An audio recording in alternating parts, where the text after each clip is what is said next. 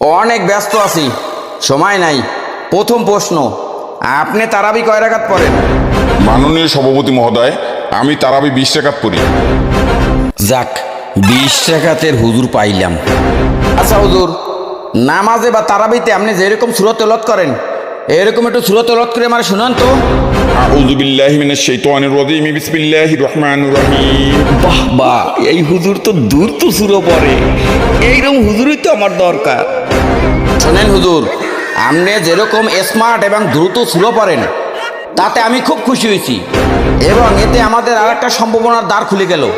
অন্য মসজিদের যেসব মুসল্লি আছে যারা 5-10 মিনিটে নামাজ শেষ করতে চায় তারা সবাই আমার মসজিদে চলে যাইবে, দান খয়রাত বাড়বে, ট্যাক্স বাড়বে, চান্দা বাড়বে, আপনার খাওয়ানো ভালো চলবে, আমাকেও ভালো চলবে। আপনি সিলেক্টেড।